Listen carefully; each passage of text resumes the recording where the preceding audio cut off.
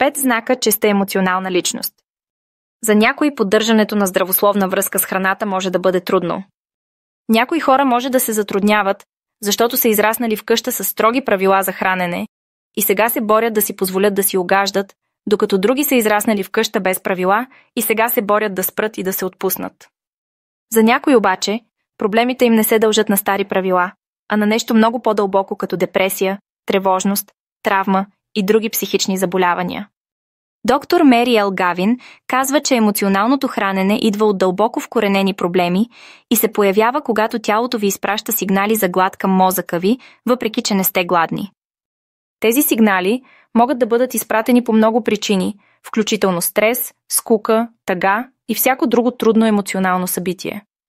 Важно е да потърсите признаците на емоционално хранене, за да можете да поемете по правилния път, за да го излекувате, преди да е излязло извън контрол. В някои случаи дори може да изисква лекарска намеса или насоки за разрешаване.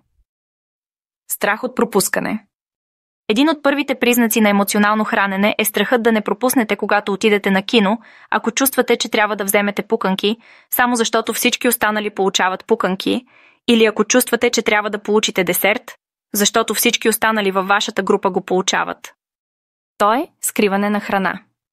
Скриването на храна може да изглежда като очевидно, но може и да не е така. Ако забележите, че връщате малките си опаковки от бомбони обратно в чантата, за да избегнете изхвърлянето им, може неволно да криете количеството, което консумирате от себе си или от другите. В екстремни случаи скриването на пълни опаковки с храна или изхвърлянето на вашите контейнери на дъното на кофата за боклук и след това добавянето на неща отгоре, за да се скрие, може да са признаци на емоционално хранене. Проучване, проведено от International Journal of Eating Disorders, установи огромно припокриване на криенето на храна и предизвикателните емоции.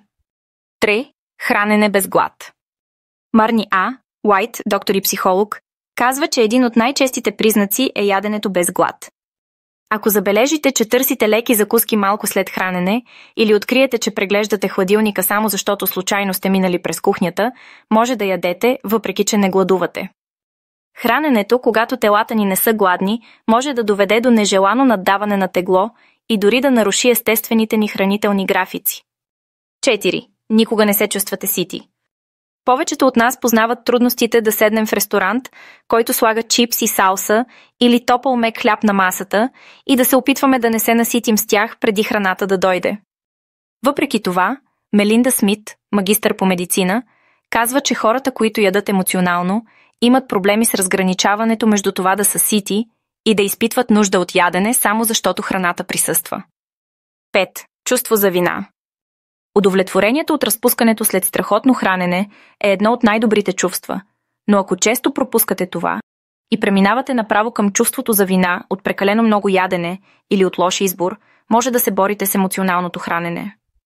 Проучвания в клиниката Майо установиха, че хората с емоционално хранене често се чувстват виновни след хранене поради избора си на храна или поради начина, по който се чувстват към себе си.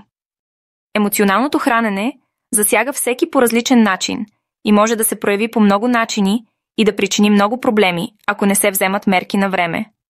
Разкриването на истинската причина за емоционалното хранене е наложително за доброто психическо и физическо здраве. Доктор Мери Ел Гавин казва, че търсенето на емоционална подкрепа и честността относно емоционалното ви хранене може да бъде чудесен начин да започнете, тъй като приятелите и семейството могат да ви помогнат да постигнете целите си.